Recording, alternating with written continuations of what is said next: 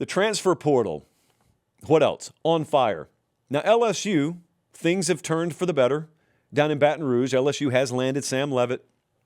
Herculean effort by Lane Kiffin. Very rarely does a guy leave your campus and then you just chase him. Lane Kiffin chased him. Good for Lane Kiffin. Lane Kiffin landed his quarterback. 6'2", 195. Now, I assume, sometimes I take for granted everyone just blindly remembers who all these guys are. Like Sam Leavitt, pretty big deal. Was at Arizona State, led him to the Big 12 championship a year ago, led him to the playoff. Had an up-and-down season this past year. He was hurt, but he's a former Big 12 Offensive Freshman of the Year. And now he is the presumed starting quarterback for Lane Kiffin. And think about the guys he's developed under. So he's gotten to play under Kenny Dillingham and Marcus Arroyo. Please don't forget that name, out at Arizona State. And now he's going to be playing under Lane Kiffin and Charlie Weiss Jr. down at LSU. So by the time he goes to the NFL, he will have played for some pretty high-level quarterback development names. We'll see how it goes. Certainly he's not going to have to do it all by himself. I'm not suggesting he did at Arizona State either, but they're going to have some weapons around him. Year one, Lane Kiffin got the quarterback domino figured out. I assume, judging by the latest work from young Pete Nakos, Pete's not young anymore, but Pete Nakos over at On3, I assume that LSU's probably in the market for a backup quarterback.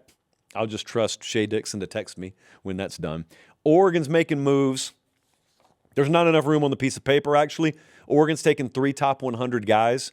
Dylan Raiola, I don't think this was official last time I talked to you, which was 48 hours ago, but Dylan Raiola is now official. He has signed with Oregon. Now, I saw a lot of reaction out there as soon as Dylan Raiola signed and that went official that, oh, that must mean Dante Moore is going to the draft. I can't emphasize this enough. No one knows what Dante Moore is going to do. The mock drafts have him in the top 5, but no one knows what he's going to do. So it looks like Dylan Raiola is comfortable with that no matter what. And remember, Dante Moore did this. Dante Moore transferred from UCLA to Oregon, and everyone's like, we already got a starting quarterback here. And he's like, that's fine. I need to sit anyway. There are some people in Dylan Raiola's camp that would be totally okay with him sitting for a year if it means sitting behind Dante Moore. So don't know what's going to happen there. But at the very least, they got the fail-safe button in Dylan Raiola. That's not all. Coy Parrish has committed there and signed. Doesn't matter if you just commit. We got to get guys signed. That is a big-time safety backfill there because they're losing a big one to the NFL, and so they got him. He's from Minnesota.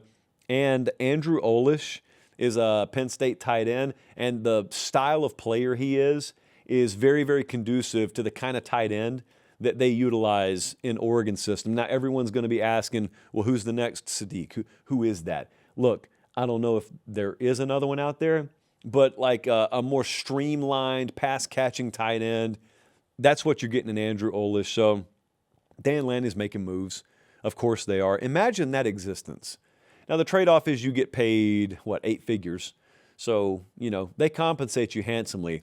But you get your heart ripped out in the Peach Bowl, and then you fly across the country for like the 19th time in the playoff, and then you got to get right to work on the portal, retaining your roster, and they haven't. Like some of those guys have left, and you got visits coming in. It's just sleep in February at some point.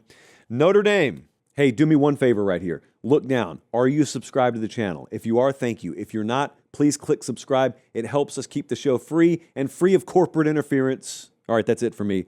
Back to the clip. All right, so the other night, Notre Dame, when we did the show Sunday, they hadn't taken anybody in the portal. That has changed. Keon Keeley, I think he was formerly committed to Notre Dame, and then he decommitted and went to Alabama. He didn't make much noise for a couple of years. Made some noise this year. Situational pass rusher type. He went in the portal. He's going to Notre Dame now. And they've taken 4 on defense and 2 on offense, which Stats and Info tells me adds up to half a dozen players that they've taken since the other night. So they got Keon Keeley, friend of the program, by the way, Keon Keeley. Love that dude.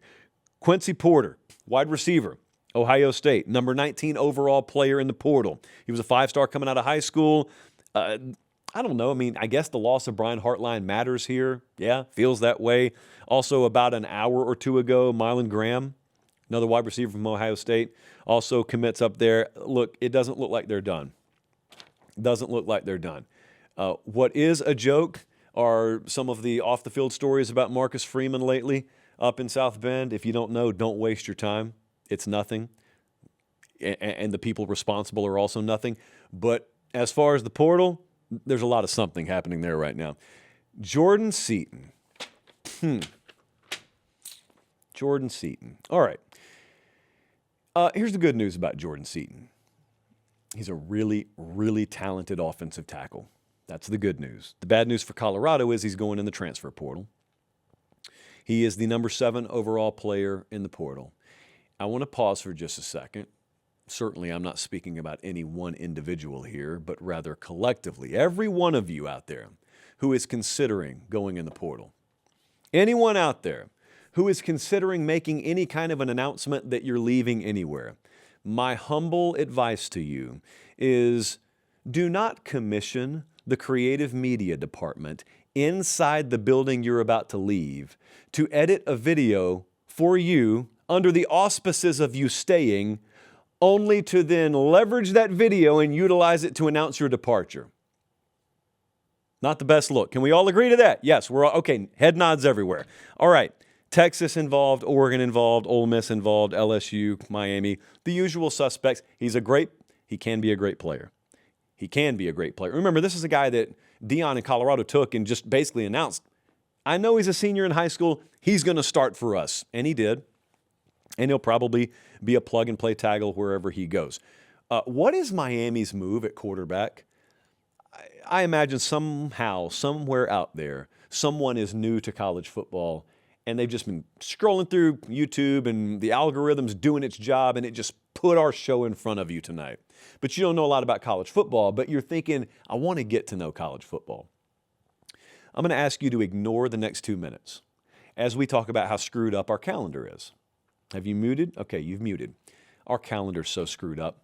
We have Miami on one hand, 6 days away from playing for a national championship. And on the other hand, like the subplot of all this is, they don't have very long to figure out who their quarterback's going to be next year. Where are they going to go in the portal? Reportedly, they went very hard after Ty Simpson. I mean, a huge offer, over $6 million per year. It would be 1 year. Over $6 million reportedly for Ty Simpson to say, never mind, to the NFL and to go to Miami. It doesn't sound like Ty Simpson's taking him up on that. So Ty Simpson off to the NFL, and I'm not totally sure where Miami's going at quarterback. Now, I assume, knowing the 25-hour days that Dennis Smith and the crew are working down there, I assume they have sort of like a floor option, which is very, like a derogatory term to use for actual people. But when I say floor option, I mean, like, picture, I got a lot of seniors in high school. I got a lot of sophomores in college right now, and you guys are out there in the dating scene. Most of you have in your mind, okay, if worst comes to worst, she'd say yes. Well, likewise, in the quarterback portal world, yes, they're the guys you really dream of. And then, yes, they're the backup candidates. But all the while, okay, if it all falls through, we know we got him. Who is he? I don't know. I don't immerse myself in this stuff, but I don't know. But I'm wondering that because right now, I just don't know. Maybe I'm wrong about Emory Jones. Maybe I am, but I don't know that Miami's quarterback of 2026 is on their roster right now. I'd kind of say the same thing about Tennessee, only Tennessee's got more promising guys that are already on campus than Miami does. So I know it sounds great that you're in the national championship, and it is next week, but there also is a pressing issue at quarterback that you can't put off. All right, now, those of you who are new to college football, welcome back. Everything's great, guys. Everything's wonderful. Nothing is wrong whatsoever. Calendar's fine. Sport's fine. It's all fine.